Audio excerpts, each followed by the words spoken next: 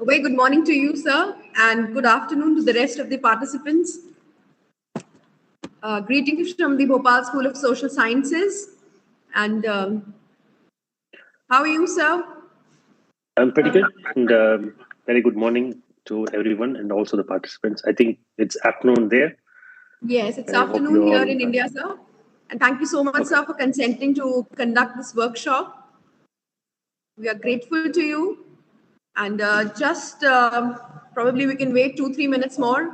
Participants are still joining, and then we are good to begin.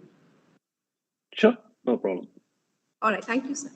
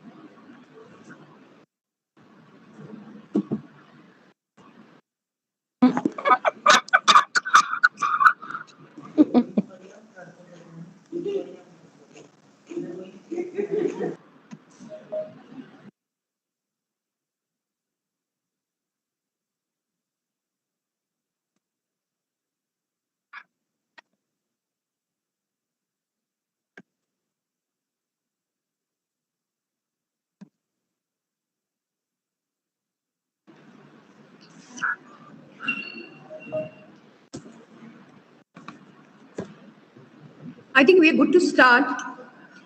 A very good afternoon to all the participants present with us here. We are really grateful to all of you for registering with us, and extremely grateful to the resource person, Mr. Bala Chandar. He's still pursuing his PhD from a very renowned university, and also welcome to Dr. Laila Simon. She's the head of the research cell, and we are conducting this workshop on the topic research with SPSS, that is research data analysis with SPSS. And this is being conducted from the Department of Economics in collaboration with the research cell of the Bhopal School of Social Sciences. I would now request Divyangna Vesh, she's a student from BA Economics Honors second year, to formally welcome you all. Over to you, Divyangna.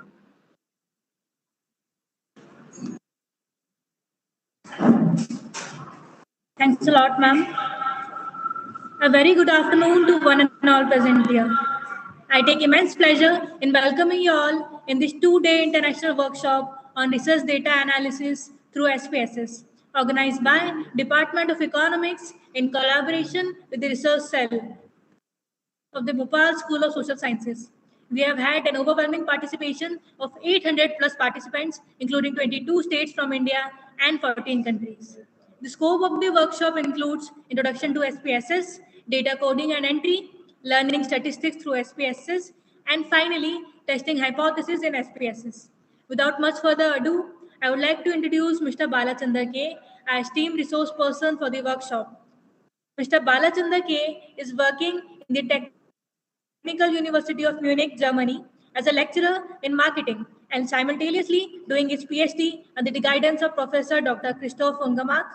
He has completed Bachelor's in Horticulture and a Master's in Business Administration and Master's in Consumer Psychology with Business from Bangor University, UK. His areas of interest include consumer decision making, behavioral economics, neuromarketing, and neuroeconomics. Inspired by this topic, he has presented a research paper titled Need for Neural Data in Marketing Research at the international conference organized by the Congo College of Technology, Erode, India. At present, he is working on an eye tracking project that aims to study the information processing of nudges and choice architecture tools. His constant pursuit to develop knowledge has pushed him to complete courses on his areas of interest.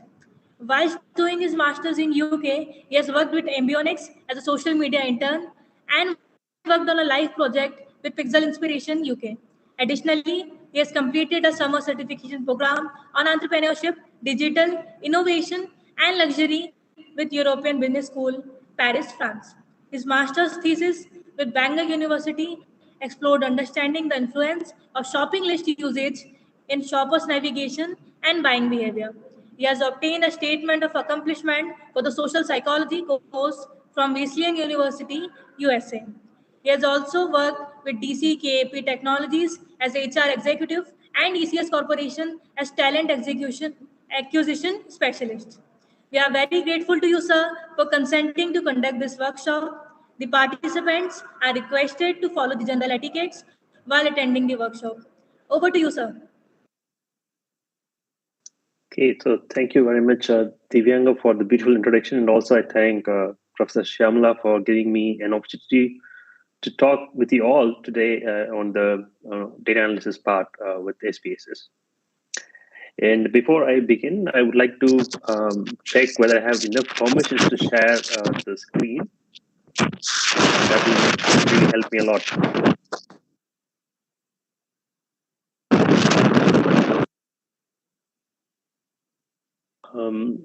Can you enable presentation on my end so that I can share my screen and start the session? Yes, sir.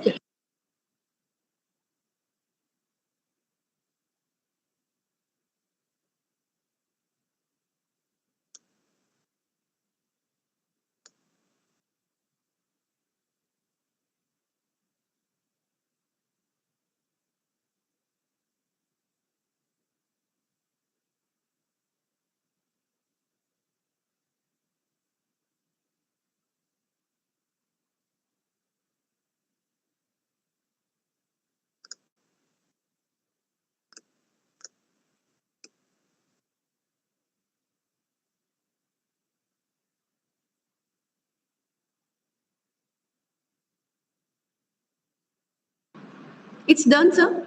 You can just check once. Okay. Yeah, I can share now. Okay, I hope now you'll be able to see my screen. Yes, sir, it's visible. Okay, great. Just give me a second. All right. So today we'll focus on certain things.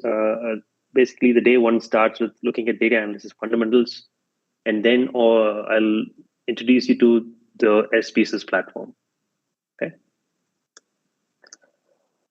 So the agenda for the session, because like we have short time, like we are basically having 2 hours to discuss the topic.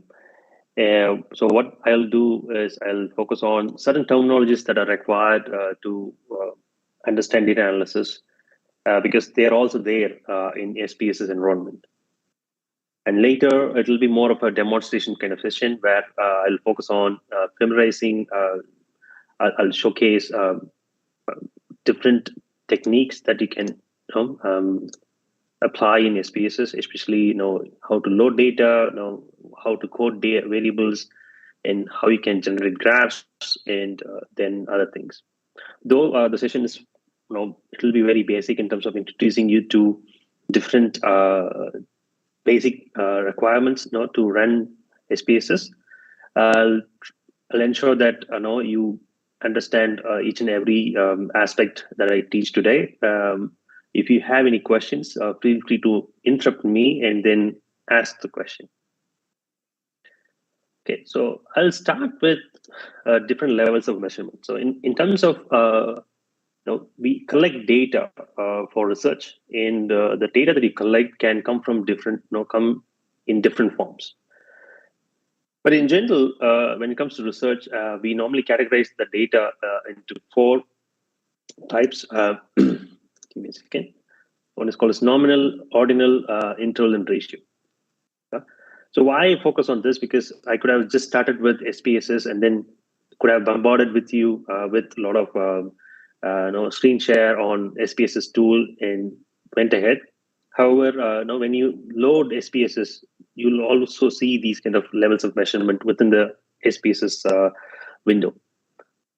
Okay, so what is the first level of measurement? That is called the nominal. So a data can only be categorized, so which means it's a classification of data.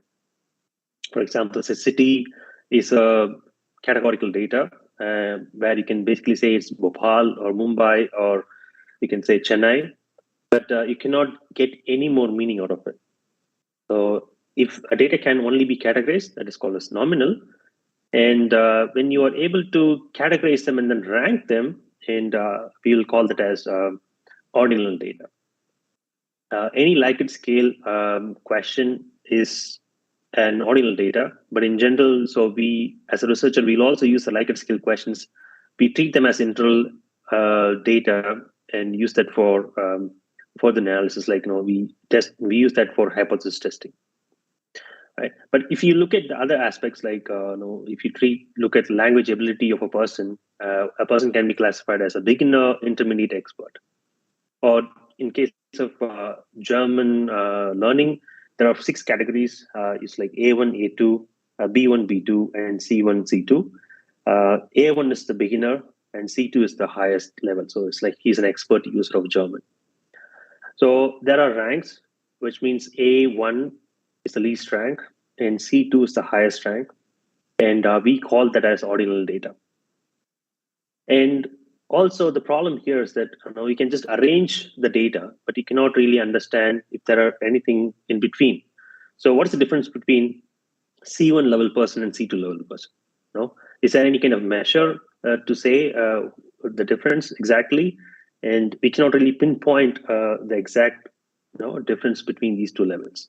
Though we can claim that, okay, they have finished the test and other stuff, but we cannot really find that nuanced differences with ordinal data. But that can be done with interval data, because you can categorize the data, and also you can rank, and also the difference between one data point to the other data point is equally spaced, which means the difference between 1 and 2 is 1, and the difference between 2 and 3 is 1 again. So it is equally spaced. And we call this as interval data. However, the interval data has its own problem because it has no meaningful zero.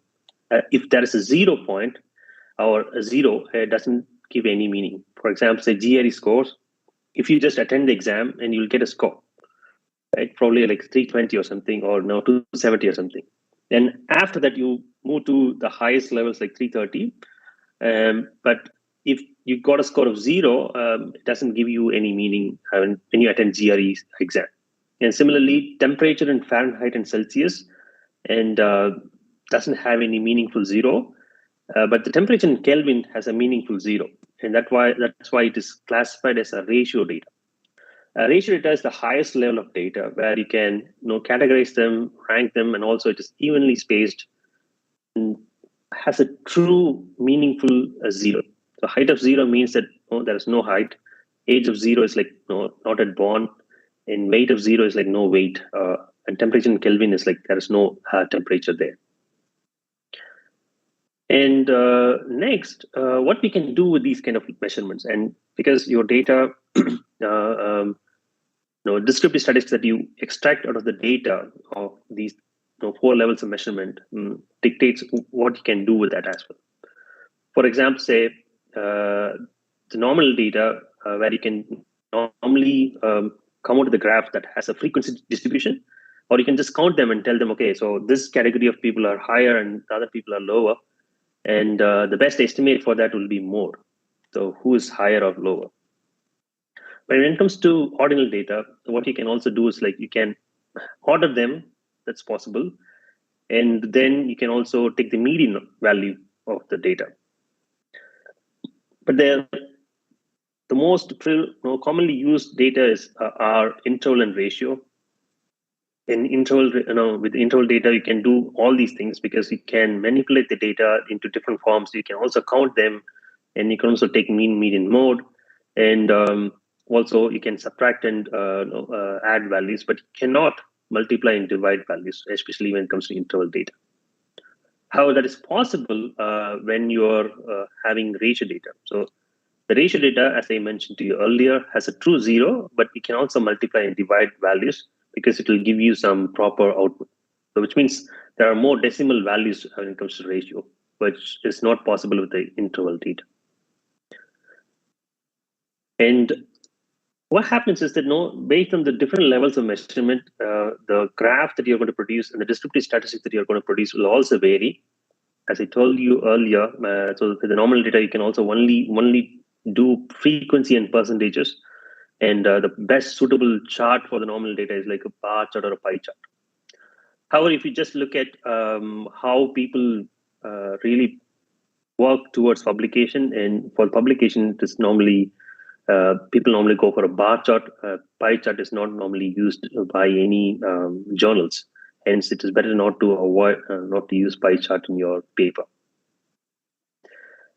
And next is ordinal data, and as I told you, it has its own characteristics, and they are given here.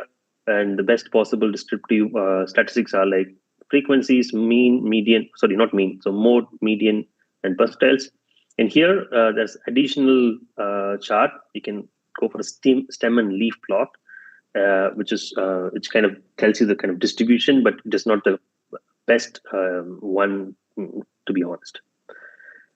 And the next one is called as interval data. So here, the best possible graphs are like histogram. So I like histograms because it tells you the distribution of the data. And you can also measure this. You can look at the central tendency, and also you can measure the spread of the data, and that is possible. And with the ratio data, you can go for histogram and then box plot. That's box plot will tell you the outliers, and the box plot will exactly indicate, okay, so sometimes when you code the same in R programming, and it will tell you the number of the observation number, tells you who is actually the outlier. Then you can just remove that person and then produce the box plot. Okay.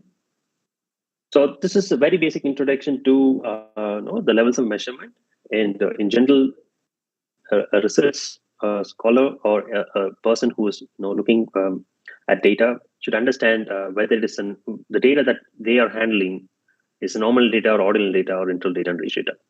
Why? Because based on this, only you will be able to run the other analysis. For example, say chi-square is most suitable for nominal data. But when it comes to linear regressions, the best, it's important that you have interval data and ratio data. So if not, and you cannot really do that.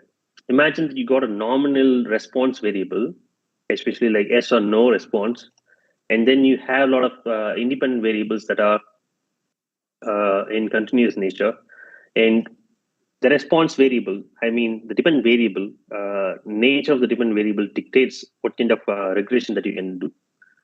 When it is only two categories, and you can go for logistic regression, and it's important that you understand the nature of your data before running any statistical analysis. Okay, so without any delay, now I will just get into SPSS. As you know, SPSS is a software package for statistical analysis. In general, it was initially, when I started to learn SPSS, it was called as a statistical package for social sciences. But now they renamed this as a statistical product and service solution. The first version of SPSS was released in 1968. And the recent version of SPSS 28.0 was released in May 1, 2021. And SPSS is very proficient in running different analysis. You can use, you can run structural equation modeling. You can also run multi-level models. Like if you have a hierarchical data, and you can also do multi-level models with that.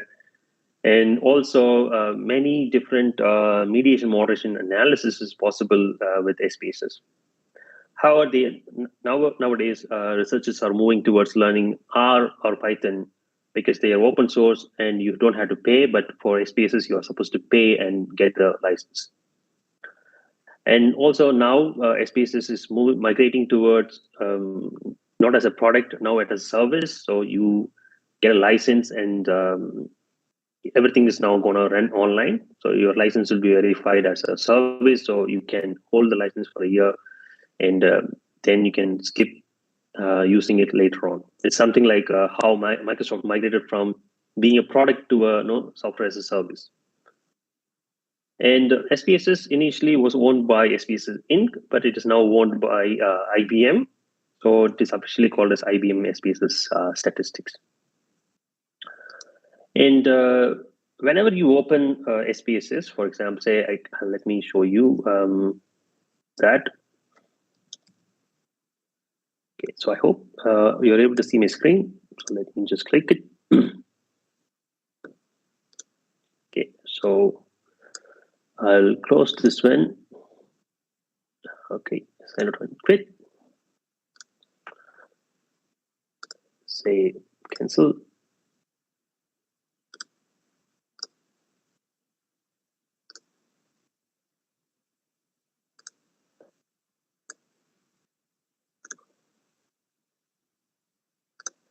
Okay, so let me start fresh.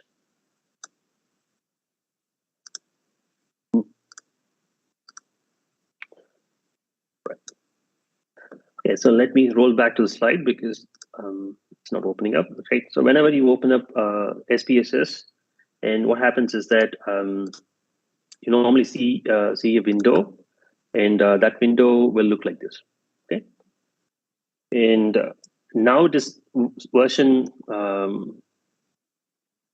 28, right? And that looks like this. And if you are using a older version, it may look different. Okay. Let me see if I can share right from the beginning so that you'll understand. You'll understand from the beginning. Right from the beginning. Okay. So now it is working. You can see that now this will be the interface that you'll be seeing. And what I normally do is like I'll not start with this. I'll close this dialog box, and then you normally get this version of your of the SPSS, right? You can see nothing is here. Just the very basic interface where you can look into different views. Okay, let me roll back to the slide again to give you some idea. So after you close the first interface, what happens is that you will see this interface I showed you now.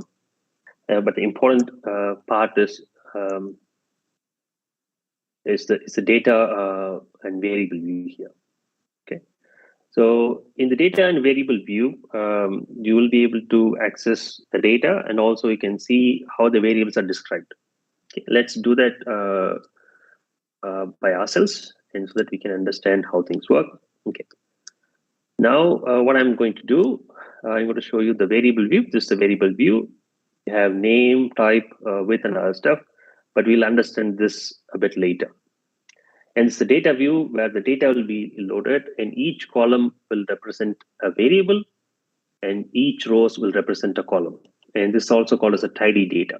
A tidy data should look like that. So each row should represent a person or respondent or a customer, and each column should represent a variable that records the information of the respondent. Okay. Now let's load data into SPSS, and SPSS can load different data, especially like XLX, XLS, SAV. SAV is the SPSS format, and also you can load even more data. So more types of data can be loaded in. So you go to File and say New, and click Data. Okay, and now another dialog box will open. Click Open and Data, and you can see there are different data set that I used that I'm going to use for this session. And let's open Circle XLX. Okay, just use this one, edited one, because that has the perfect data. So once you open that data, it will automatically show you a kind of preview of the data. And you can see there's an option to whether to read the header, the first first row of your data set as a variable name or not. If you just uncheck this one, you can see it'll get a default name, and your row, the first row, will be considered as a string data, and it will not have any. It will not be considered as a header. Okay, so if you click this one again, and you can see your information goes in. Okay, so if you have some information, but there is also a mistake that I'm doing here when it comes to loading Excel sheets and also CSV files. What can happen is that you can basically load sheets, because Excel will have sheet, right? Let me show you that. There are different sheets in Excel. Okay. For example, say recap is the one that we are trying to load, but this is not the right format of data, because you can see R1, R2, R3, and all these things are the actual variable names, but they are all given in a non-tidy format. Okay. So imagine that you are supposed to remove this one and then upload the data. However, the second sheet has the appropriate data format where each column is represents a variable, and each row represents a respondent or a customer, and we want this data to be loaded into SPSS. Okay, so what we are supposed to do is, like, we are supposed to go and click here. Then now there's an option for you to select the sheet from Excel file. Click that one. Now you can see it's a tidy data, right? And then you click OK. So once you click OK, now you can see it pushes you to the data view. Now the data set is loaded, and you can see it is untitled 3, which means the data set is not saved as a SPSS format. So it should be .sav. You can also save that. Like you can say save, and then rename as SPSS workshop, and just click save. Now you can see my file got named, because SPSS wants you to save as a .sav format for future use. So whenever you go and click that .sav, and IBM SPSS will automatically open, and then it will allow you to process the data. Okay. So I was telling you that, okay, so this this is a data view. This is quite similar to Excel. So if you're already aware of Excel and other functionalities within Excel, then you will understand this, right? And let's see how many response we have. We have somewhere around 350 respondents, sorry, 354 respondents. And as I told you, right, so we need to we need to check the variable view. So the variable view has different information. So the first column represents the name of the variable, and we can rename in any ways that we want. Okay, if you want to say the data is actually from a service quality questionnaire called a circle model. The circle model has 5 constructs. So one is called as reliability, that is coded as R1, R2, R3, R4, R5. So reliability is a construct, and the construct is measured through 5 different items, and they are given here, right?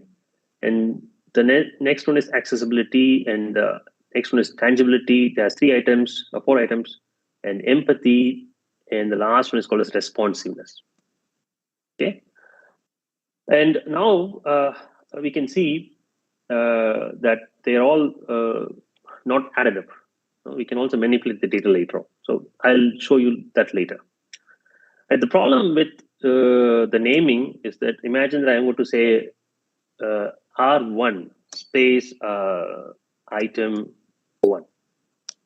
Now this will throw an error. Why? Because SPSS normally do not encourage you to have space for the variable names. Okay, that's why it says variable name contains illegal character. The illegal character is a space that you gave. So imagine that you're going to rename like with an underscore or with a dot, say item 1, then it will accept. That's the acceptable format. So no spacing, no special characters there. And if you use that, and generally SPSS will discourage you to do that, it will throw an error. Okay, let's rename it as R1.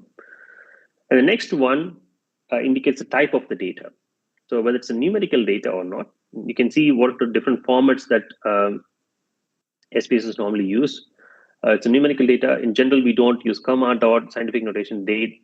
Sometimes we use date, and also currencies we don't normally use in research. Sometimes people also use it, but most predominantly used one is a numeric or a string. And if you have a data like a male, female, and if it is just written as male, female, and that will be shown as string data here. Okay, and the width represents this, how much character that you can type, and since the number of characters allowed for entering the data. So right now, since we have only 1 character here, so 5, and beyond that you don't have anything.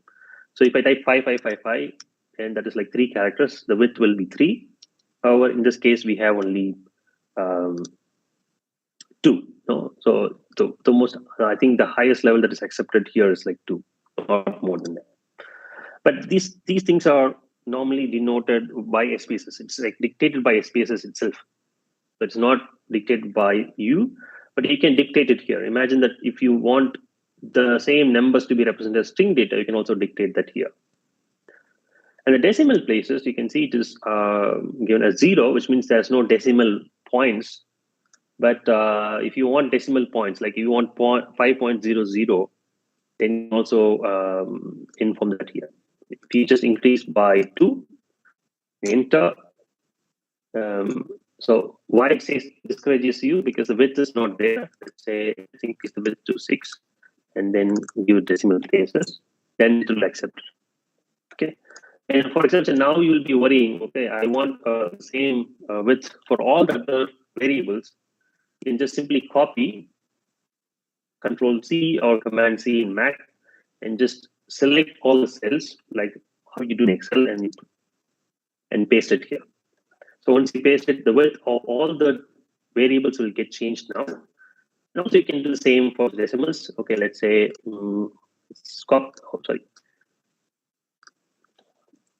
and let's say copy, and ensure that it is highlighted in blue so that you can copy. then you paste it here. So once you paste it, if you go back to the data view, now you can see it is 5.00 and as such for the other things, right? And you can also give labels to it. For example, you don't want this as R1 in your output. If you say reliability 1 or underscore 1, and then let's say we copy that, copy and paste it here, reliability 2. So what will happen when you give the label? So once you give the label in the output, you will no longer see R1, R2. Instead, you will see reliability 1, reliability 2. Okay. So right now, I'll just remove that because we'll do other things later on. Just delete it. Okay. The values, I'll talk about this a bit later because the values are also important, because when you recode or rename or no, you recode the variables, then the values are useful.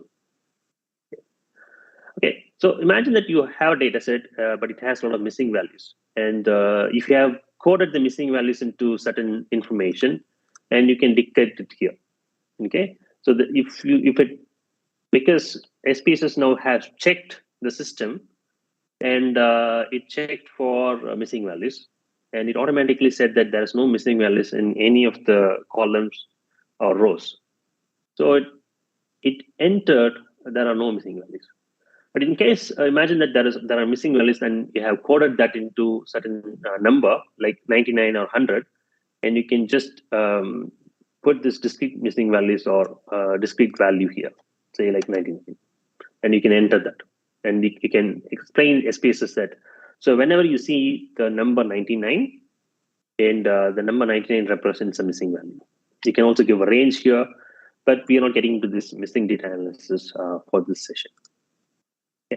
I normally don't talk much on columns and other things. Alignment is just alignment of the data. And here comes our important aspect. I talked about different levels of measurement, and we discussed already about numerical data, nominal data. Okay, and in SPSS, there are only 3 categories.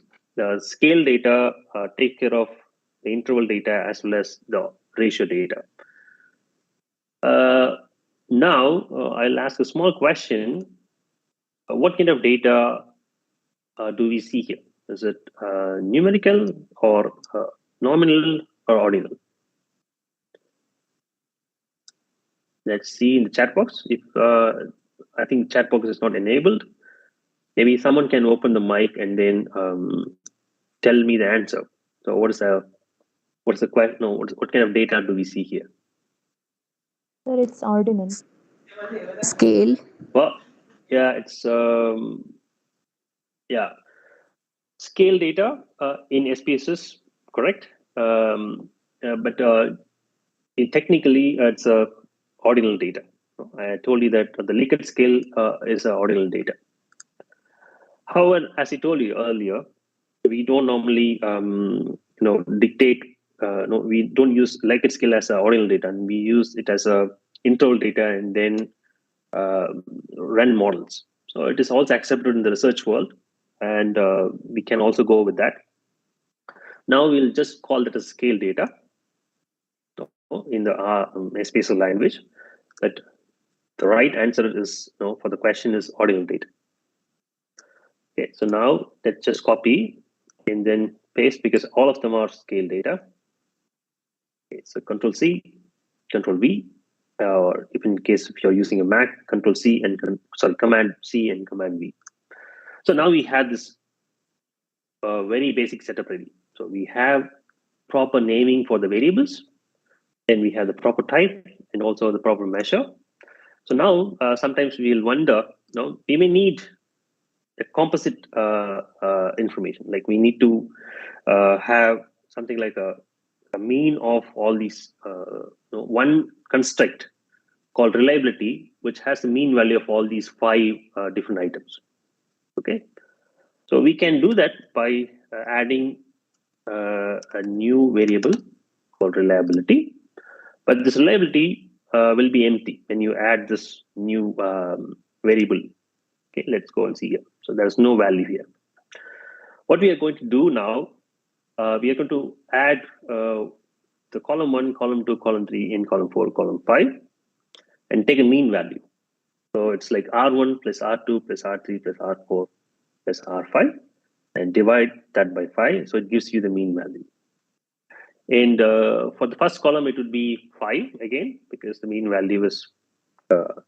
And if you say 5 plus 5 plus 5, and so on, if you add, and it will be 5. Okay. And also, we'll do the same for the other variables. Okay. I hope I can just show you a quick info on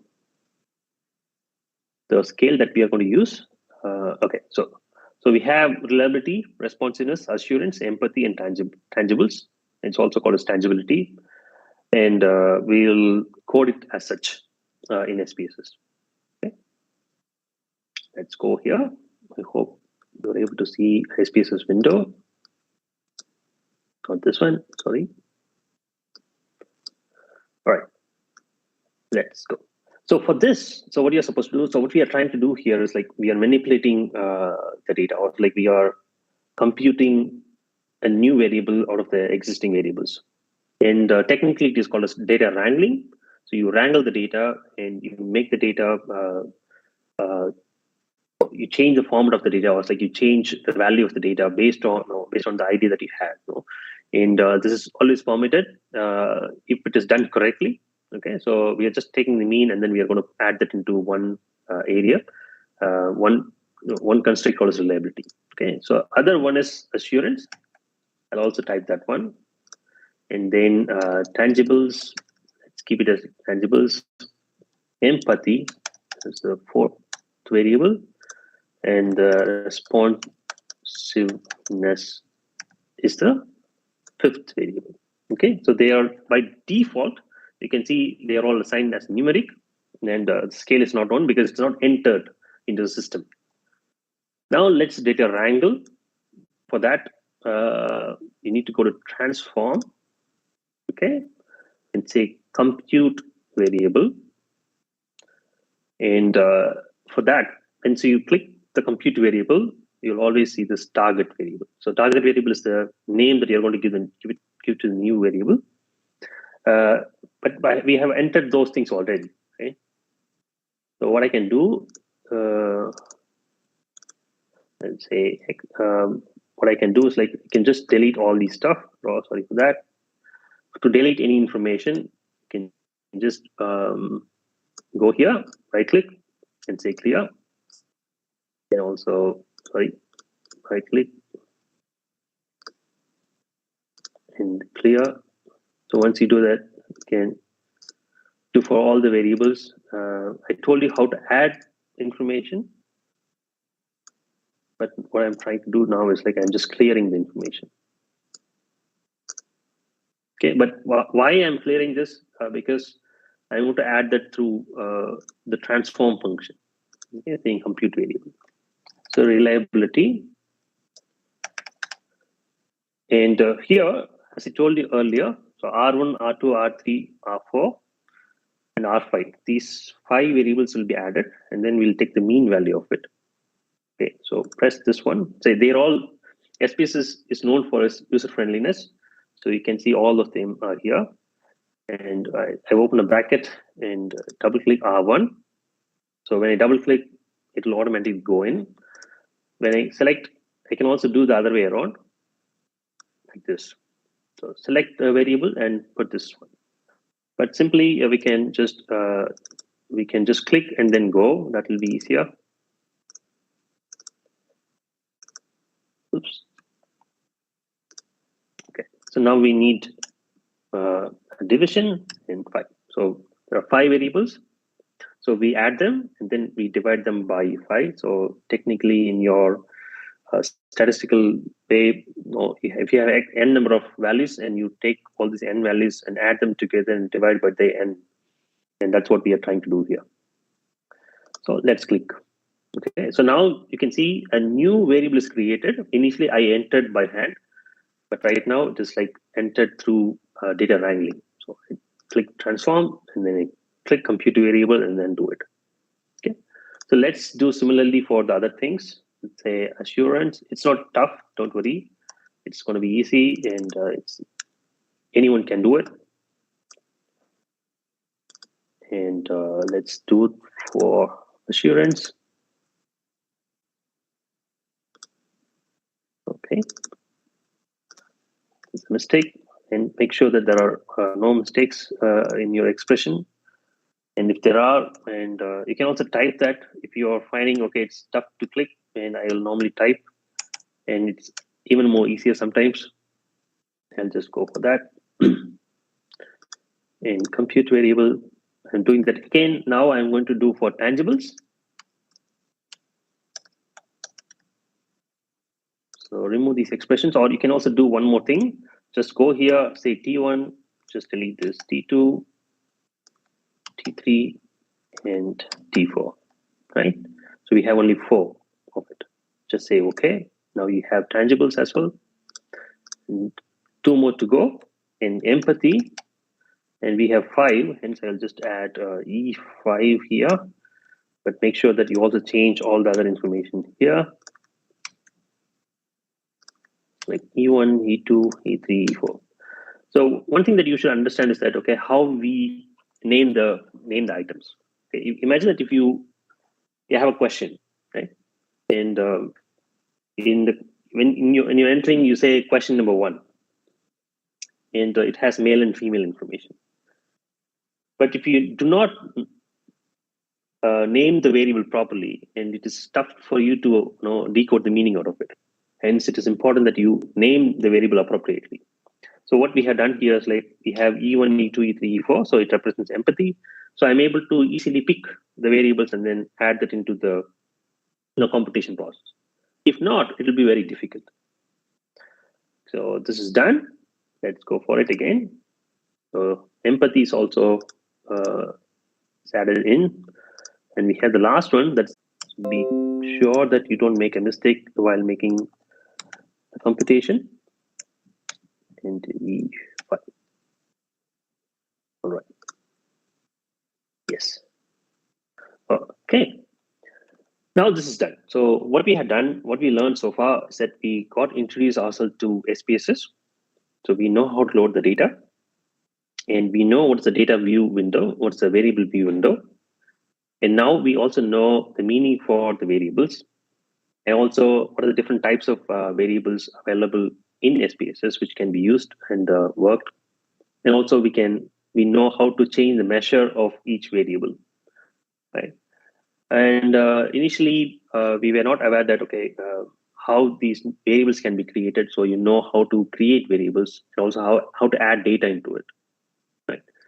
And also now you know how to manipulate the data and create new variables out of the existing variables. Okay. Any questions here so far?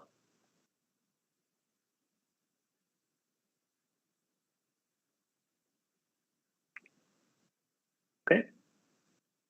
All right. So if there are no questions, I'll just go ahead and let you know how to code the data. We have everything in numerical format, right? Imagine you want to say people who are above, you can see the mean value for responsiveness is 3. It has aggregation of all these 3 items or 4 items. And you can see there are 3, value of 3, 1, 1.6 and other stuff, right? So these 5 variables are newly created by us by taking the mean values of those items. And imagine I want to classify these items into categorical data, okay, which is very much possible with SPSS, right? So especially when you have a ratio data or a kind of a ordinal data, you can do that.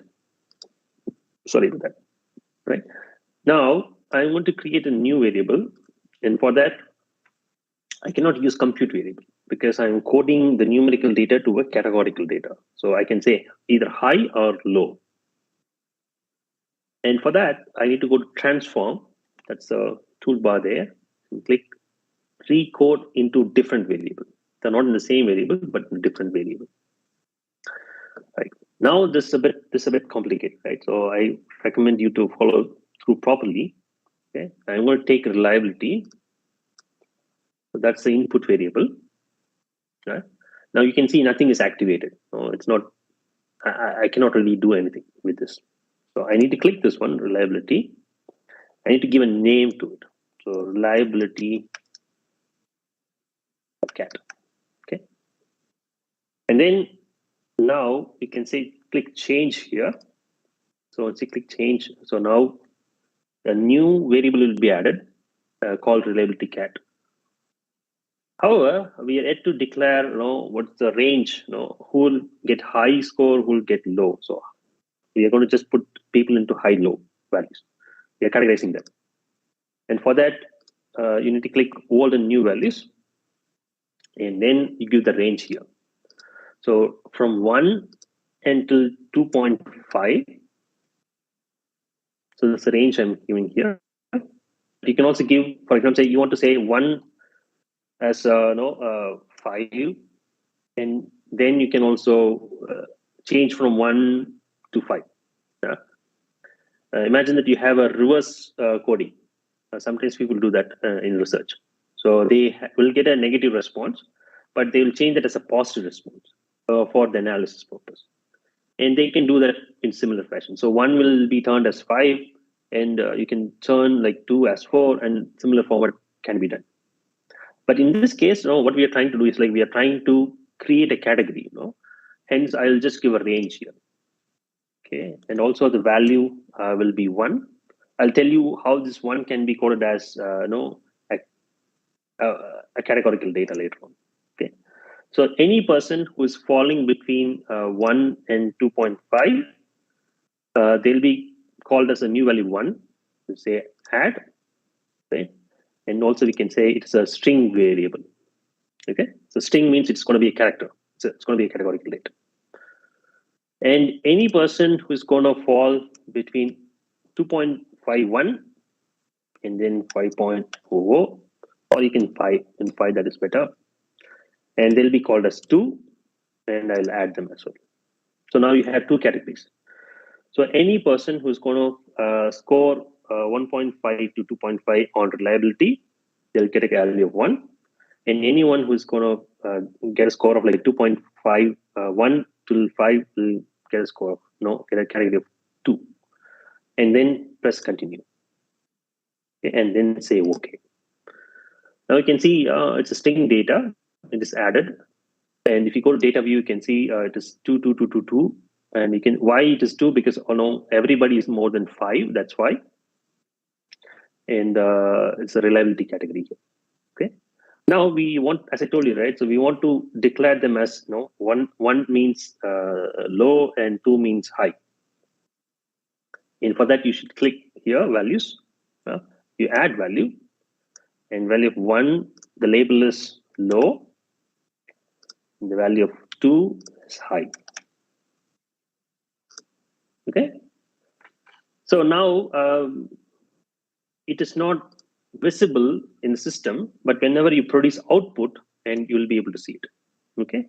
I'll just quickly show how that will look like, and later what I'll do is like I'll show you the other things. Okay. So let's go to chart builder.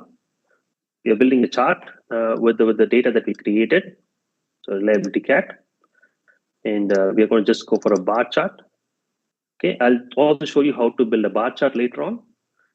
Don't worry now. I want to show you, what we have done and how it is actually working. Okay, so now you can see there are no one actually scoring low in this category, and there are many people in high. So all the respondents, like we already saw that there are 354 respondents. Now everybody is coming to the high category for reliability. Okay. So similarly, I hope you understand now how you can transform a numerical data to a categorical data using within SPSS. Okay.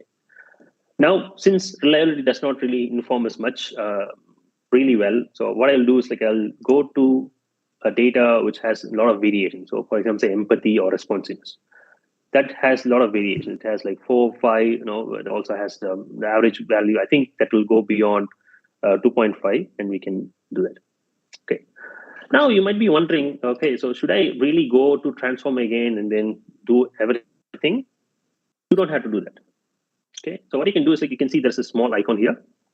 So that's icon helps you to find the function that you recently used. Just click that one, right? And these are the things that I did right from the beginning. So you can see recoding different variable is available here. I click that one. Now you can see the previous functions that I used is also here. Now what I want to do is, like, I want to change this empathy variable into categorical data. I'm going to add that one in and declare empathy cat, a new name again, and change it, and old values, new values. You can see that it's still there. You can just simply use that. So once you dictate to the system that, okay, this is what I want, and the system will remember. And if you want to make a change, you can just click this one and then say remove and go for a new category. So it's up to you completely, right? But however, we don't want to do that. So we'll just go with the same setup and say okay. Now you can see empathy cat is created. I hope there'll be ones and twos. Okay, there are two here, two here, two here, and it's very much you can see some sort of differences there. Now let's produce a graph and see what's there as well. So as I told you earlier, think the system will remember what you have done previously. Hence, I will just remove this one here and add empathy cat here. Okay, and clicks. Okay, now you can see there are more people in the low levels. Okay, so and there are limited, quite few people in high level of empathy scores. Okay, right. So now there are two things that we achieved so far. When it comes to manipulating data. So one is that we achieved how to transform a numerical data into a numerical data. Like how 5 can be coded as 1 and how 4 can be coded as 3 or 2 and some other number. And also how we can convert this numerical data into a categorical data or a kind of a classification based data. And what you are supposed to do is, like, you should also copy this column, see, and paste it here so that it gets the same kind of label. And now we are all good for the rest of the thing. Trying to build charts, trying to build other things, whatever data analysis tool. If you want to get descriptive statistics out of it, and you can go further and do it. Okay. I'll stop here and then see if you have any questions, and and I'll address that. And if not, then we can proceed further. Any questions here?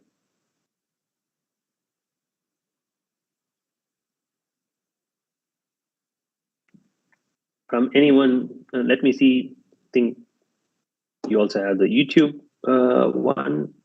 Let me see if there are questions from the YouTube channel.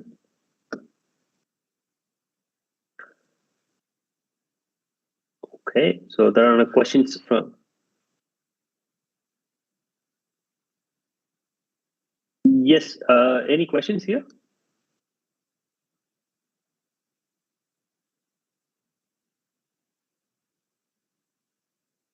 Okay. Okay, if not, I'll just proceed again. Proceed with the agenda. All right.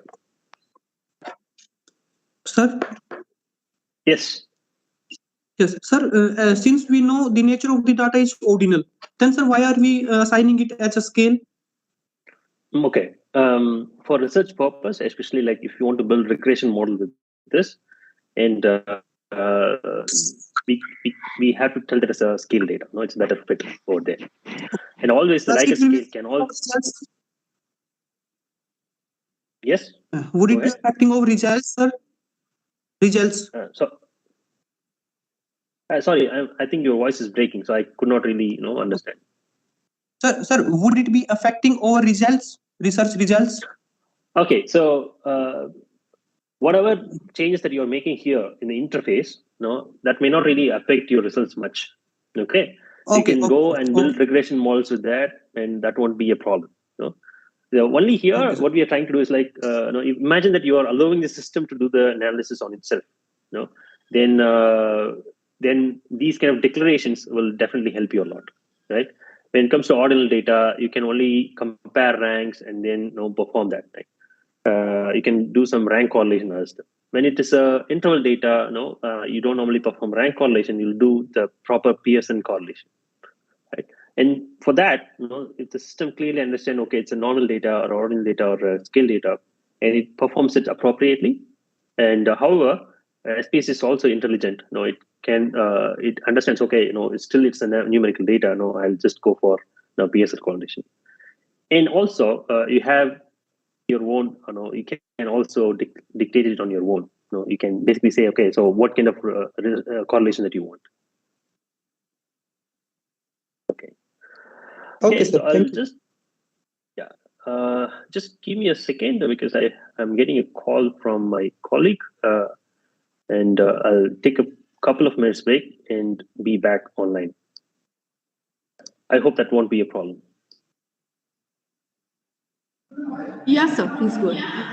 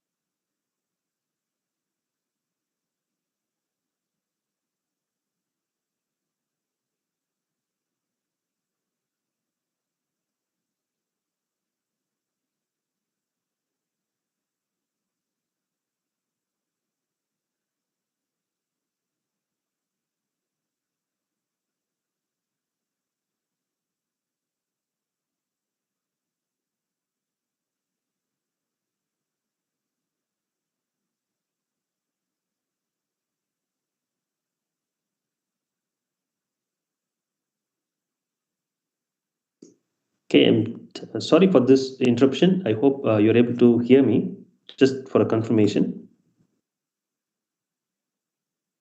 Am I audible? Yes, sir. Perfect. Thank you. Thanks for the confirmation. Okay, let's proceed.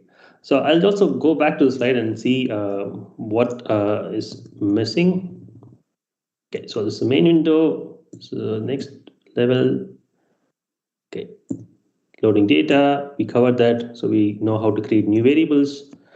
Now let's get into this descriptive statistics part. Okay, and so our idea is to create, to get to know the dispersion of the data, and also look at other aspects of it, like the measures of central tendency and then measures of dispersion.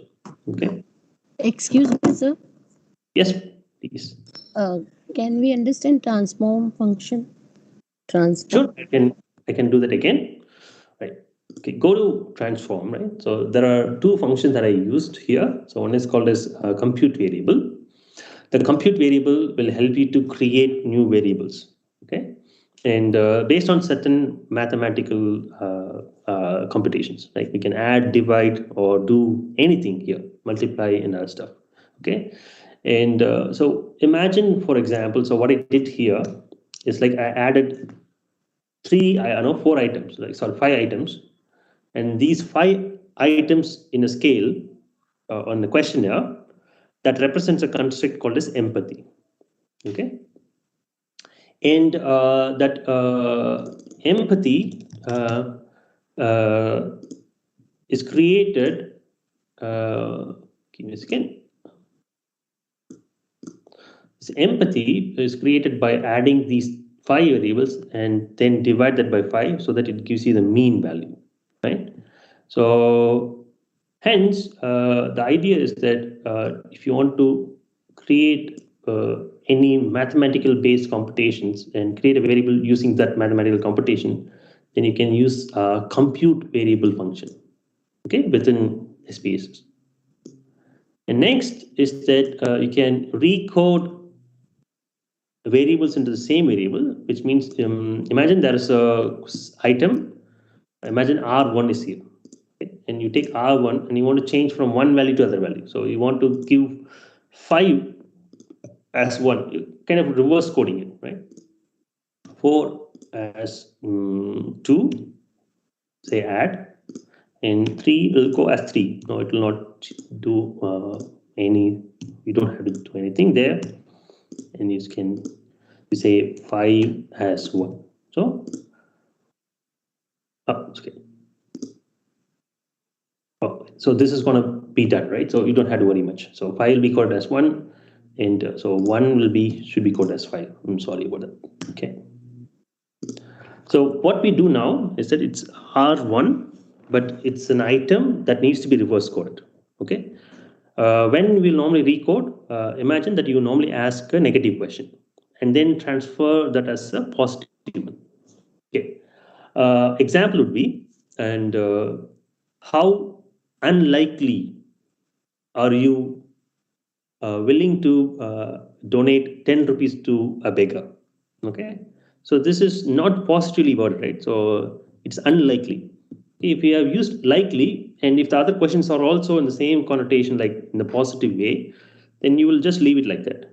But only one of the item in your questionnaire is negatively coded, so you recode it, right? And transform that variable. And that's what we are trying to do here. So it's like recoding the same variable into a different number. Okay. So this is just numerical transformation. Okay. And since we are not getting in depth into like why reverse coding is required and in what aspects we'll deal with that, no, I'm not touching upon that. But we can, maybe if you have the same question tomorrow, you can ask that and then I'll explain you. And then the third stage is like you can recode the same variable into a different variable. So it will give a different name to it. Okay, so initially we were not renaming them, but you are now able to rename it. So by clicking transform and recode into different variable. So reliability was given reliability category, and that was given, and you know how I did it. So with using a range, so anyone who is falling between like 1 to 2.5, they will be considered as group number 1, and anyone who's going to fall in between 2.51 to 5, and they'll be put into category 2. And then it's just getting 1 and 2 information, but we want to give some labels. So that label can be given here. That was given as like 1 refers to low, 2 refers to high. So this was done, right? So that is how we can use transformation function to change or recode variables in your data set. Is it clear now? Thank you, sir. Perfect. All right, so let's now get into descriptive stats part. Okay, so for that, you need to go to analyze. Okay, in then descriptive statistics, and then descriptives. Okay, so there's a difference here. So if you have a categorical data, and then you can select frequencies. Imagine if you have a ratio data or an interval data, then you can go, or a numerical data in general, right? Then you can go for descriptives. Okay, let's do frequencies first. And the frequencies are normally count of the information. And then we can select empathy and then enter that into it. Okay. And if you double click also, it will go in.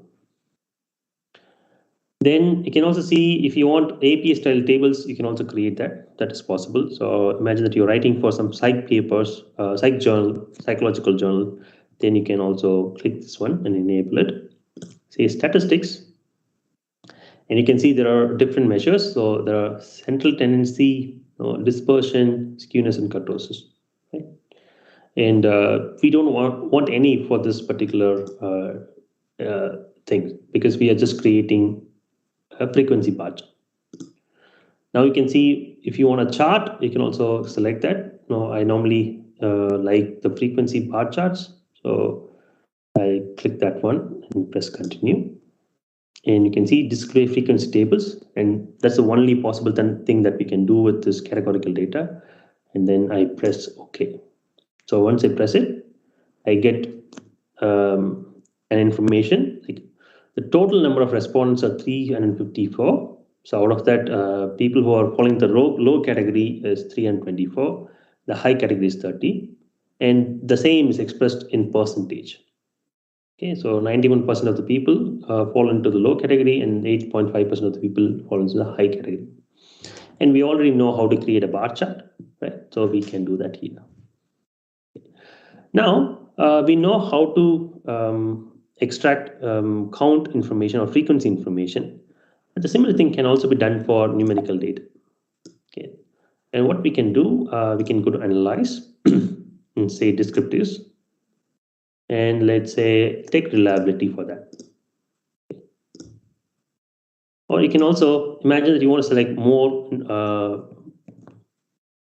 variables and you want to compute for everything, then you can also do this. Just select all of them and then enter it, right? And that will, now the system will create a mean, median, mode for all the variables that we have added in here. Say options. By default, there are certain selections. Okay, one is like mean, standard deviation, minimum and maximum. But if you also want to know the variance, and also you can get the variance. Also, skewness kurtosis talks about the distribution of the data. We will come to that a bit later. And you can just say continue. Okay. Now we are getting this mean, median, mode. So not mean, median, mode. So like mean, standard deviation, minimum, maximum value. This is descriptive statistics for numerical data. And then click OK. All right. So for all the 5 variables, now we have a beautiful table. You can just copy and then paste it somewhere if you want. Right. And this window is called as output window. Sorry for not explaining it earlier, but this is the output window where you normally see the output. And you can see if you don't save it, what happens is that it automatically create the outputs and then aggregate it here. And then you can just export that into Word or PDF and then save it.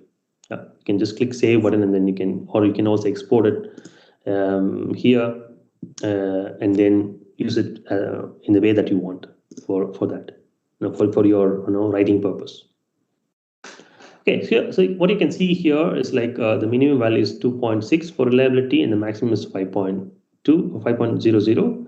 And the responsiveness is also, it varies from 1 till 4.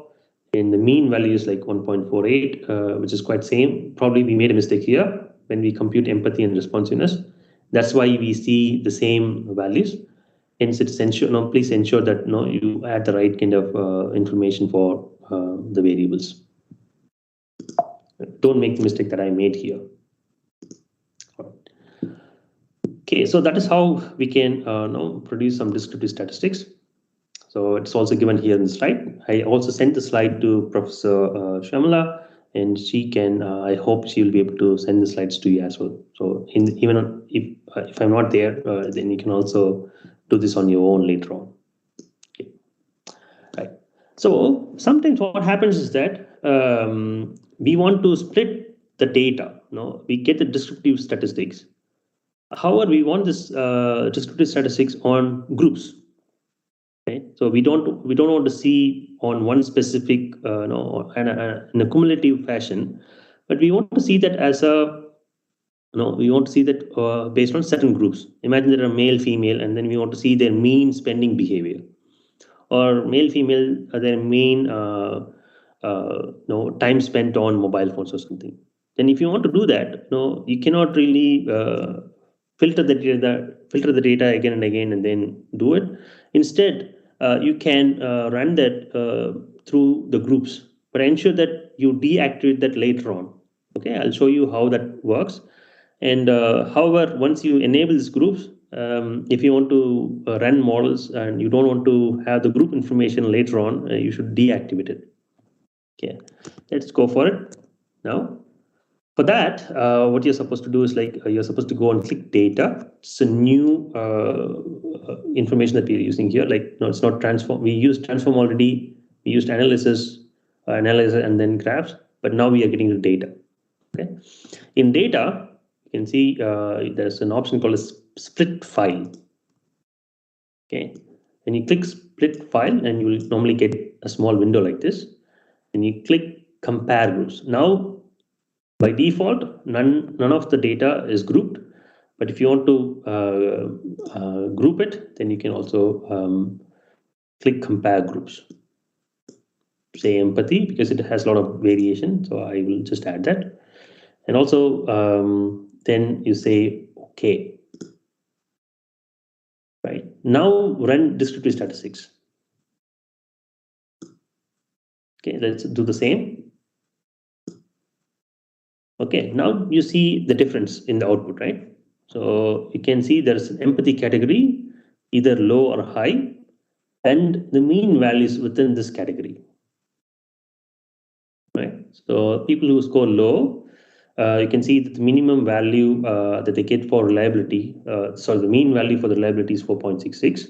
But when the empathy category is high, when they expect more empathy from the service provider, then their score on reliability is like 3.3, because they value only the emotions but not the reliability of the service. Okay.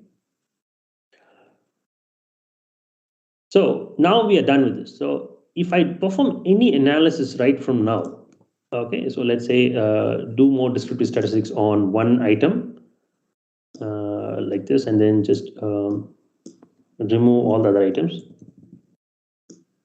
Okay, and then say OK. Now we can see it's every time whenever you produce an output, and that will come with this category information. If you want to deactivate it, just go back to the same function, go to data, split file, and say analyze all cases, do not create groups, and then press OK. Now you are actually disabling your grouping function. 1 second. Sorry. I can only help with certain things in Hindi. Sorry about that.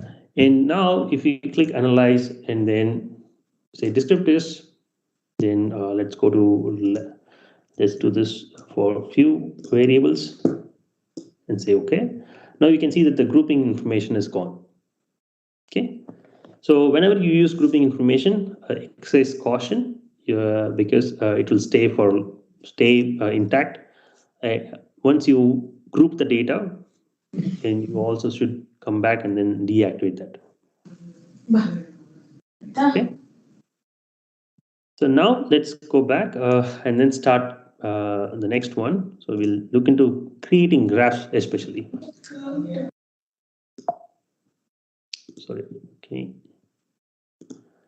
Okay. So in order to create graph, there's a toolbar for that. So you say click graph and then say like chart builder and choose a chart that you want, and then just drop what should be in the X and Y, and then click OK to generate it. Okay, let's do it now.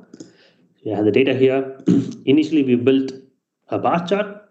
Let's build a scatter plot now. And scatter plot is useful to see relationship between two variables, which are normally numerical in nature. Okay, so I'll put reliability here, and then I'll say assurance here. So initially we saw that empathy and reliability is not so correlated, so we'll just put that one here. Right. And if you just say OK, and you'll be able to get the result. Okay, if you want to edit the graph further, and then you need to double click it, then now you will be able to edit the information. Okay. For example, say I want to add a regression line to this, a fitted line to this scatter plot. Then I can select this one here. Okay, this is the equation. But you can also know, because now it is not the equation based on certain formula, but it is applying the very fundamental formula it has. But you can see this information here. Yeah, but I don't really rely on this computation because I see some sort of a negative regression line here, but it is throwing a different picture. Hence, we should be very cautious when you're trying to add line to this manually. But when you build a model, regression model, and then start building a chart for that model, and that will be very different. Okay, so the line that we added will also be there in the plot, and you can also use it, and you can just copy and paste it in your Word document. Okay, and also if you want, you can also edit any element here, right? By clicking. So what should come in Y, what should come in X, and those things can be done. Okay, right. So let's stop it here. Okay, now we'll go to the next part in terms of statistics. We'll look into normality test. Okay, so any data any data that has a normal distribution, it can accommodate a lot of different tests. And if you look at journals, and also if you look at any of the top papers, and they normally try to run complex models, and for those complex models, you normally have a normal distribution of the data. And if your data is not normally distributed, and then you are supposed to apply non-normal models. Right? For example, say binomial distribution requires you can run logistic regression with the binomial distribution data. Then Poisson distribution has a Poisson models. Right? Similarly, if you have a normal distribution data, then you can run linear regression models. So it is important that you test for normality, but the normality test also has some sort of misunderstanding. So when you run a regression model, normal test is not required because your errors are supposed to be normally distributed, but not the variables. Okay. But in your running t-test and other stuff, so you want your DV to be normally distributed. Okay. So you should understand where and how these normal tests are applied and then work for it. But in general, if you have a data and you want to conduct a normality test, and you normally apply two kinds of tests. One is called a Shapiro-Wilkie test. And when you have a sample size of less than 50, it's a robust method. And it is not that this can only handle sample size less than 50. It can also handle sample size more than, less than 2000. Okay, if you have sample size and it is below 2000, you can simply rely on Shapiro-Wilkie test. Okay. And there is also another alternative test called Kolmogorov-Smirnov test. It's suitable for sample size more than 50, but many people do not really use this. Okay, sorry about that. And if you don't understand normal distribution, any data which it has more than 30 data points, and according to the central tendency, like there's a central limit theorem. And the central limit theorem says that if there are more than 30 observations for any phenomenon, and you will normally have a normal distribution when it is an interval data or a ratio data. If it is not distributed like this bell, and also it's also called as a bell curve, if it is not distributed like this, you will normally see a positive skew. A positive skew will have the median more than the mean, and then the mode also more than the mean. So if it's a negative skew, the mean will be on this side, and then the median will be on the other side. Okay, sorry, I think I made a mistake. So the positive skew, the mean will be higher, the median and mode will be lower. In the negative skew, the mean will be lesser, the median and mode will be higher. So we can test this using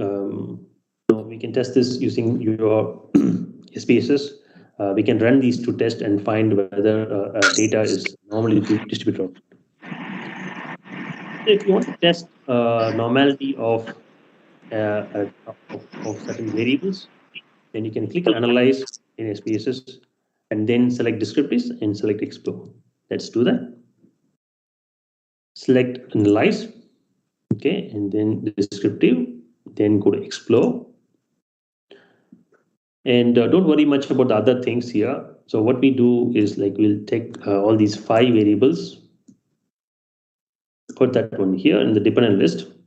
And if you want to put into certain categories, and also you can add this category information here, but I'm not going to do that for this particular demonstration. And you can see there are descriptors. If you want to check for outliers, you can do that. If you want to get the percentile information, you can also do that. And plots is where you can check this case and then Shapiro-Wilkie test. Okay, you can also do an histogram. Histogram is, it tells you the distribution of the data. Then if you enable this function here, right, so this will give you the KS test and Shapiro-Wilkie test for your data. Okay, and just click it, and then let's see if there are anything option. Don't do anything here, just press OK. Now you can see the results for the entire all 5 variables. Okay, so this is a very basic level. You can also click, if you don't want, you can delete it, right? Simple. And also if you think this is also really big, just delete it. Okay, so now there is a test for normality. And here the idea should be, whenever you're looking at whether the data is normally distributed or not, and you're supposed to look at the significance value or the p value. And there is one difference here. The KS test or Shapiro-Wilkie test should not be significant. If it is significant and it informs you that the data is not normally distributed. If it is insignificant, it has p-value of more than 0.05, then your data is normally distributed. Okay, and we can also see that, right? So for example, say for reliability, it is not normally distributed. And you can look at the histogram as well. So if you try to draw a line here, and it is kind of positively skewed, right? So negatively skewed. So the next thing that you can look upon is the normal QQ plot for reliability. And the QQ plot where the data points should be very close to the predicted line. So this is a line of fit, and the point should be very close to this. No, it should get crowded near to the black line. And if it is not, then also indicates that the data is not normally distributed. Which is quite same for all the variables that we took for study. So none of the data are normally distributed, or none of the variables that we took for the analysis are not normally distributed. Okay. Okay, so any questions here in terms of normality? Because I think I explained pretty much on that. And if you need more info, if you have question, please put forth now. Any questions in terms of normality?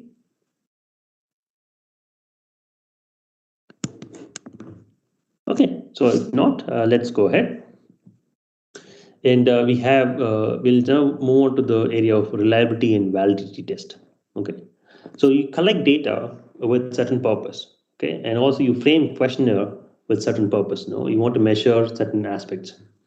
And imagine that I showed you certain items that want to measure reliability, and if these 4 or 5 items are, we do not really know whether these 4 or 5 items are actually measuring reliability. And also we do not know whether if the item will differ in the kind of response that we'll get if you are going to give it to a different respondent, right? Imagine you put a questionnaire and it is working really well in Bhopal, okay?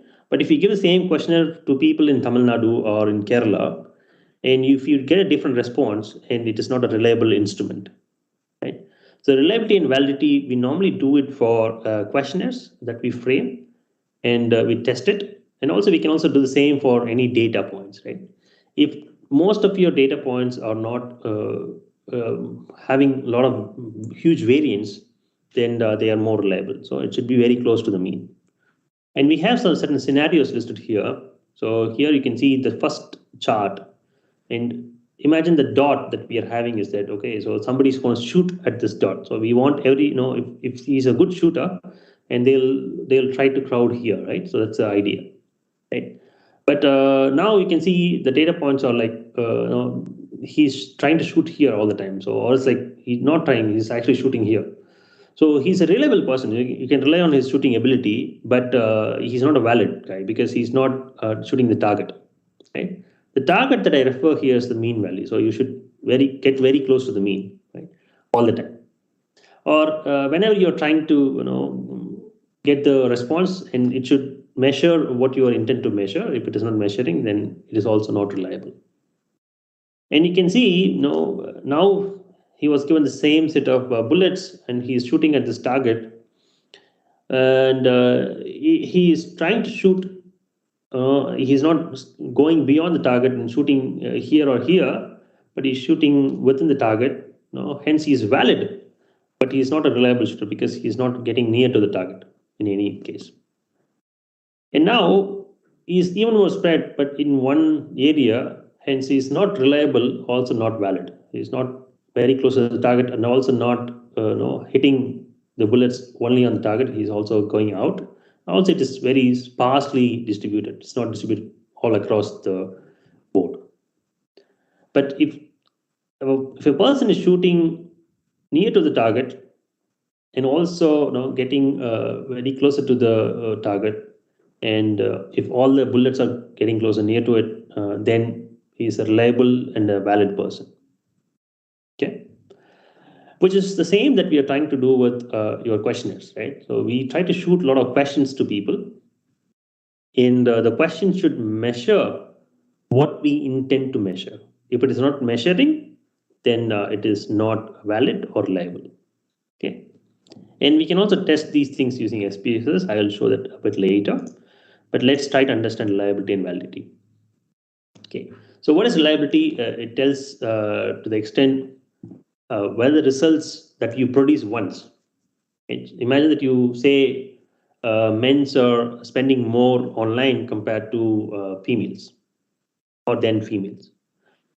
And how far can I rely on this data?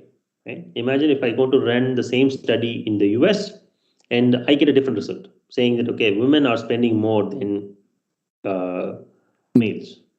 Hence, the questionnaire that measured this information is not reliable because it is context specific. It changes, the results change based on the location, right?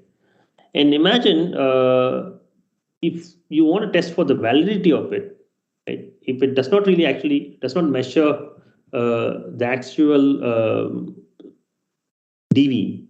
Imagine that we wanted to see whether people are, whether male are spending more than females, and we are supposed to capture how much they spend online. And if you're trying to capture something else through your questionnaire, and that will not really tell. Okay? So the appropriate question in this case would be like, how much of money you spend on a scale of like 1 to maybe on 1 to 10 hours. Like even you can ask the exact money value that they spend on online. And if you ask this question, then that is fine. And it's kind of valid. Okay? Then you are supposed to put forth proper questions that is valid. And also the question should measure the same kind of information again and again. And then it is called as reliable. And let's go in depth and understand what is reliability and validity. Okay, there are 4 types of validity. One is called as construct validity. And here, for an example, if you are not getting what I'm trying to say, and reliability is a construct. Okay, and the reliability is a construct because it cannot be measured directly. So we ask questions to people in different ways to measure reliability. Okay, and you can see providing some service as promised. If a service provider says something and provides the same information, same thing to you, and he's more reliable. And imagine you are going to give your mobile for servicing and say that, okay, you want to change the battery. And then when you are trying to collect your phone and he says, okay, I changed the speaker, and he's not a reliable guy, right? So whatever he promised to do, and he should do that. And that is why he's a reliable person. So the reliability is also measured. If you go and ask people whether the service provider is reliable or not, and they may not be able to decipher it, but they'll be able to tell through this question, right? And similarly, we ask 4 or 5 questions and check whether the service provider is reliable or not. Okay, and these 5 items forms a construct called as reliability. Okay, and then the construct validity aims to see whether the items are actually measuring the construct or not. Okay, and the next one is called as content validity. And what we see here is like whether this test that you are running is kind of fully representative. And here the researchers wanted to understand the service quality of a service provider. And they have included 5 different constructs to measure it. If they have missed one of the constructs, they cannot completely say that they have measured service quality, right? Imagine that they measured only reliability of a service provider, then they are not actually talking about service quality, they are only talking about reliability.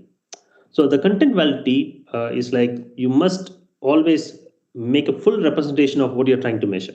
So if you're trying to measure service quality, and the service quality is measured through these 5 constructs, and if it is not measured through these 5 constructs, and then you are making a mistake. And a plain example to understand is that imagine when you're appearing for a test for your final semester exam, and if all the questions come from chapter 1, then that is not a reliable. It's not does not have the content validity. Right? If the questions are spread out and they ask questions from all the topics that is taught in the class, then it's a content valid questionnaire. Right? And also similarly, there's face validity. It's the least least format of checking validity of a questionnaire, and it checks whether the content or the way that the question is explained or expressed in terms of wordings and other stuff, whether it is suitable to measure reliability. Okay, imagine if I am going to say willingness to help measures reliability, then that is not face valid, right?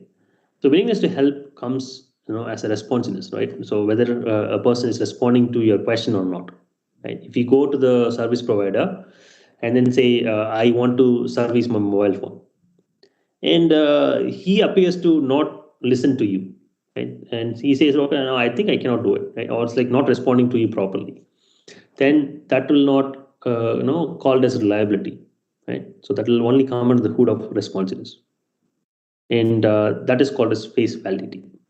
Okay, and the criterion validity is that whether it actually measures the outcome, whatever you're expecting out of the questionnaire, that is measured, whether it is measured properly or not, right?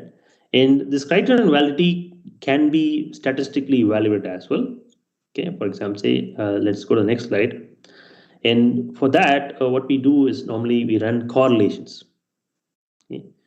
And how the correlation will work? Okay, so imagine these 5 items are measuring reliability.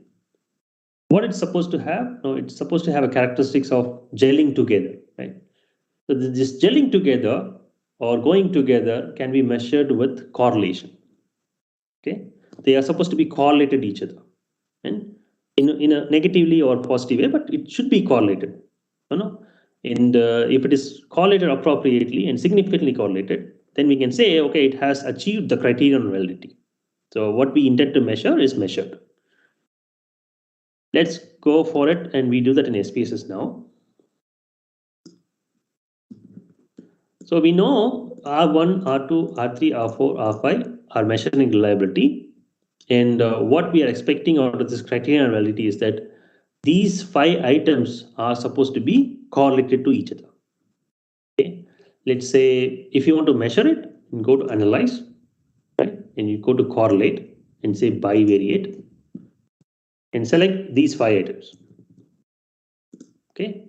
And one mistake normally researchers do is that they always add all the items and then test whether it is correlated to each other. That is not the correct format. So the items that you're adding should represent only one construct, and that represents the unidimensionality of the construct. And if that is there, then you can go ahead and then do it. Right? So you can see I'm adding only R1, R2, R3, R4, R5, but not other items. Okay. Why? Because these 5 items represents reliability. Okay. And then by default, Pearson is selected. So Pearson is the one that we want, and then two-tailed. Just click OK here. Let's see if we have some options. We don't want any of these things, so just please OK. So now the results are out. And what you're supposed to look at here? So you're supposed to look at the P values. And you can see R1 and R1 is strongly correlated. So, but that is not the one that we want, right? So we don't want to correlate. We don't want to see the relationship between R1 and R1. So you want to see how R1 is related to R2. You can see R1 is positively related, very strongly correlated with R2. So which means what R1 is trying to measure is the same that R2 is also trying to measure, right?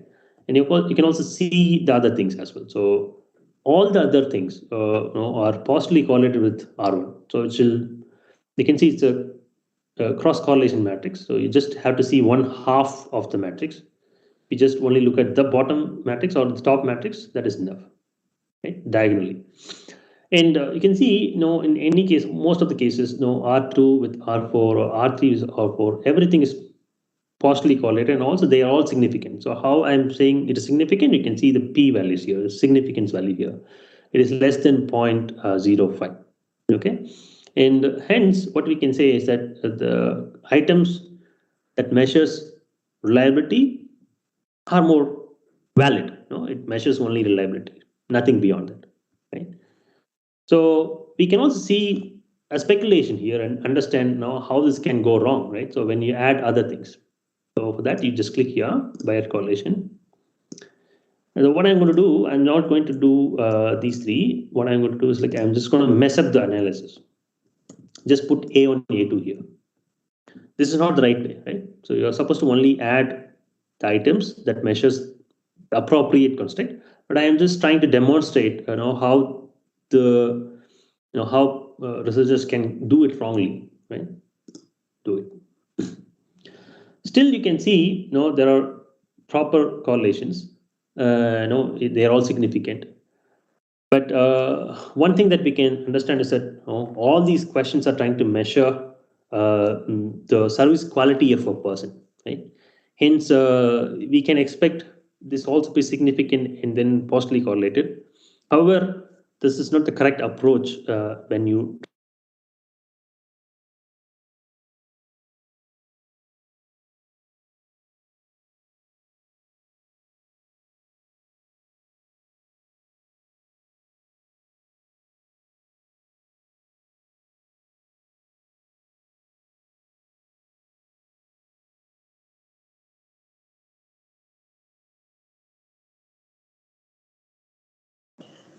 Sir, you are not audible. Sir, you are muted.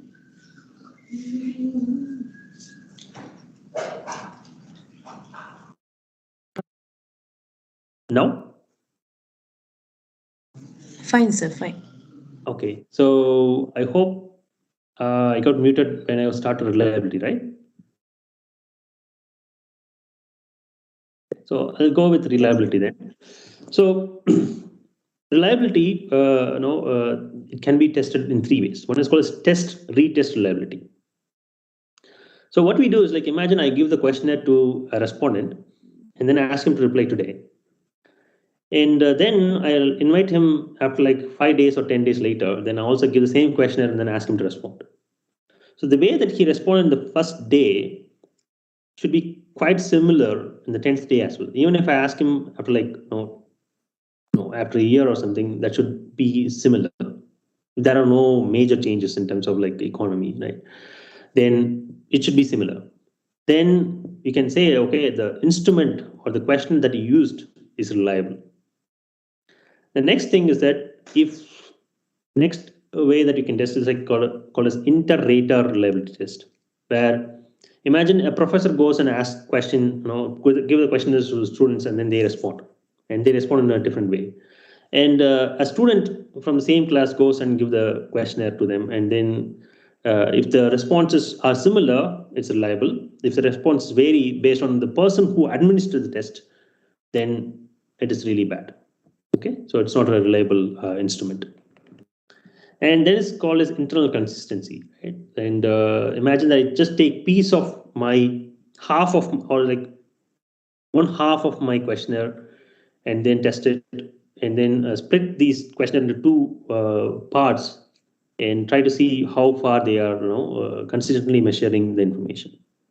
Okay, so what we normally do is like we split the questionnaire and see into two half and see whether they have strong correlation between them.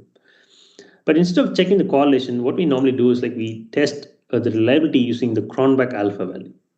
Okay, and the Cronbach alpha is a measure for testing internal consistency between the items. And if the Cronbach alpha value is less than 0.70, and we can say that, okay, it is not a reliable instrument. And it's very easy to do it in SPSS. I think we have a proper questionnaire as well. Okay. And again, here what we should do is like you should measure this Cronbach alpha for each and every dimension or a construct. So do only for your do only for this reliability first, and then go for empathy and go for other things. Okay. So you go to analyze. Okay. Then since we are testing the items or the questionnaire, you should go for scale. Scale refers to questionnaire, in the other way around. Then click reliability analysis. Okay. Then items, you put it here. And then statistics, you don't have to do much, but I'll select a few things. So one is like scale if item deleted, because that gives us an idea of whether what should I do if that is something is wrong with the reliability of this item. Just click continue and say okay. Okay, so we have the output here. Now I will explain how to interpret the output. So we don't want this one because it basically tells you that how many respondents were added into the analysis. Okay, let's cut this one out. So the reliability test, you can see the Cronbach alpha value tells you whether the instrument is reliable or not, whether it is internally consistent or not. Okay. So you can see there are 5 items that measures reliability, and it is like the Cronbach value you got is like 0.98. It's highly reliable, and as I told you, right, any value less than 0.70, we can consider that the scale is not great. Okay. Imagine you got a result like, okay, it is less than 0.70, then you want to improve it. And if you want to improve the questionnaire, that can be understood by this column here. It's called as Cronbach's alpha if item deleted. What happens is that if I want to improve this result, I can delete item number 4, and it will increase to 0.80. However, we already got this, right? So it's a highly reliable one. But if I remove the item number 4, it can also produce better results. Okay, let's try to do for another other set of variables, other set of construct, and that will give us an idea. Let's do it here. Let's delete this. We don't want that. So now it is 0.9940. Okay. And if I delete this item, and the alpha value will go down to 0.935. And if I delete it, and it will go to 0.90. Okay. Let's delete A1 and try that. Which means I'm just removing it. Okay. Okay. So here I told that the Cronbach alpha will go to 0.909 if I remove A1, right? So that is what's happening here. Right? If I remove A1 from the analysis, then I'll get a Cronbach alpha of 0.909, right? And similarly here, so if I remove R4, so the Cronbach alpha that I'll get is like 0.98. So this is how you can check the reliability of your questionnaire, right? And let's do the last one just for your understanding, just once more, right? So the Cronbach alpha is like 0.93. It's very consistent. It is good. And then if you delete T1, that's going to lead to the least Cronbach alpha, so which we should not do, right? Okay, so this is all about testing reliability with SPSS, and also this is for the day one. Okay, and we have 5 more minutes, so I will reserve this time for questions. And if you have any questions, we can go ahead.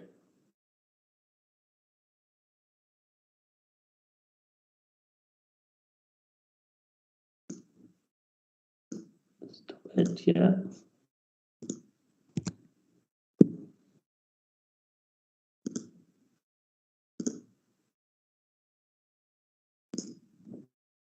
Any questions?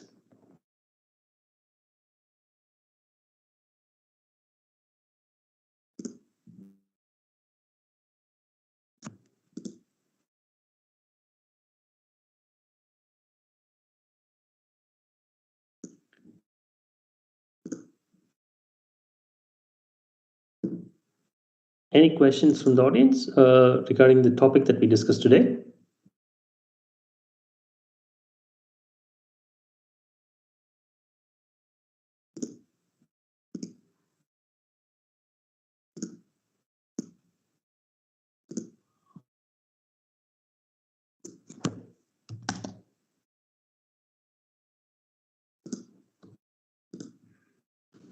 Sir, Yeah, sir, how about the hypothesis testing? we'll do that tomorrow, Okay, fine. right? Because now we have all these basic checkups, like, okay, you know how to do descriptives, and you know how to test the reliability, and also you know how to do validity test using SPSS, and also you know how to wrangle the data. And tomorrow it's the whole day will be for hypothesis testing. So we'll start from the very basics of like how to use these different measures and how to identify the appropriate test for that. Then we'll move on slowly into like chi-square, t-test, regression stuff tomorrow. Fine, sir. Thank you. Okay. Anything else?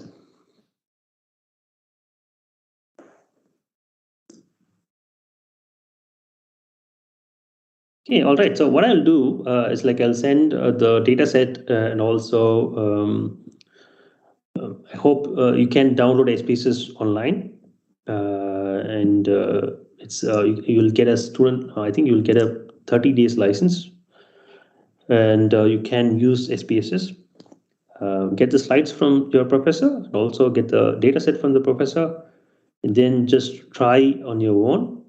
It will be helpful that you do it on your own, or else you will forget everything, right? And do all these tasks that I did today, and try to practice on your own. And if you have any questions tomorrow, then we can do that. You can ask it tomorrow morning, and I'll be able to explain that. Okay. And in the meanwhile, if you also have any other questions, I think I'll leave my email ID. Give me a second. My email ID is, give me a second.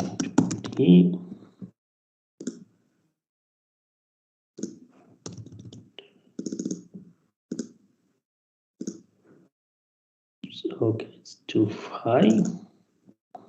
Okay. And okay, I think I'll be able to share the screen. Yeah, so this is my email ID. You can write it there. Okay.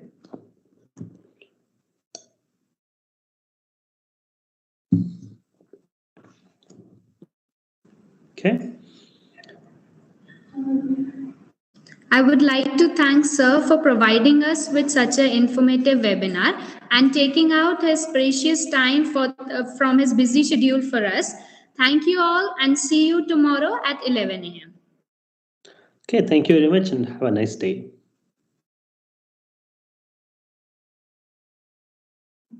Attendance link will be shared tomorrow. Thank you.